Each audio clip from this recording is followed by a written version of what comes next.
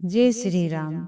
ऋषि मुख पर्वत पर मित्रता का संकल्प लेने के बाद श्री राम, लक्ष्मण और हनुमान जी सुग्रीव के साथ किष्किंधा की ओर बढ़े। सुग्रीव के हृदय में वर्षों का भय था, भाई बाली का, उसके क्रोध का, उसकी अपार शक्ति का। श्री राम ने सुग्रीव को आश्वासन दिया, डरो मत, धर्म की रक्षा के लिए मैं तुम्हारे साथ हूँ। सुग्रीव ने सिंहनाद किया और किष्किंधा को चुनौती दी। उस गर्जना को सुनते ही बाली क्रोध से भर उठा और पर्वत से उतर आया। दोनों भाइयों का भयंकर युद्ध हुआ। धरती कांप उठी, वृक्ष उखड़ गए, पर्वत गूंजने लगे, परंतु दोनों का रूप एक जैसा होने के कारण श्री राम असमंजस्य में पड़ गए। हनुमान जी की सलाह पर सुग्रीव ने अपने गले में फूलों की माला धारण की। अब धर्म और अधर्म स्पष्ट हो चुके थे। जैसे ही बाली ने सुग्रीव पर प्रहार किया, उसी क्षण श्री राम ने धनुष उठाया।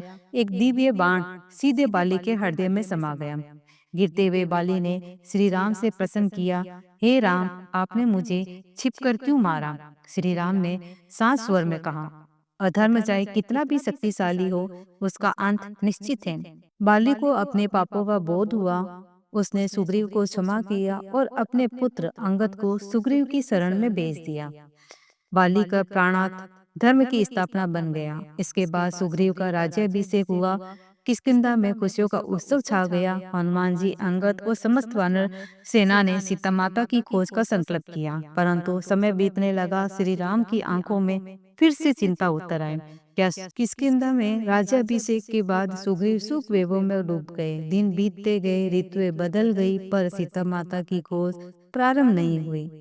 ऋषिमुख पर्वत पर बैठे श्री राम की आंखों में विरह पीड़ा बढ़ती चली गई। हर सांस में एक ही नाम, सीता सीता। लक्ष्मण ये अन्याय सह नहीं सके। क्रोध से भरे लक्ष्मण धनुष उठाए सीधे किष्किंधा की ओर बढ़े।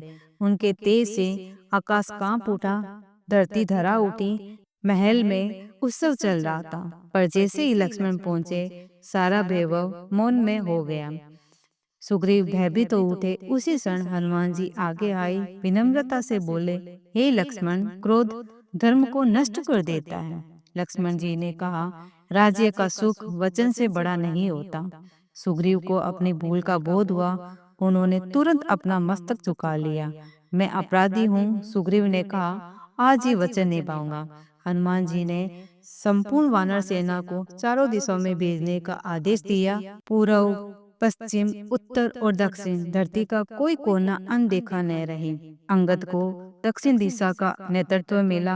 हनुमान जी भी उसी दल में सम्मिलित हुए। जाते जाते श्री राम ने अपनी अंगूठी हनुमान जी को दे दी। यदि सीता मिले, ये मेरी पहचान होगी। हनुमान जी ने प्रणाम किया। जब तक प्राण है, माता सीता की खोज होगी। वानर सेना वन वन भटकने लगी। समुद्र के किनारे पहुंचकर सब रुक गए। सामने था असीम अथाह सागर।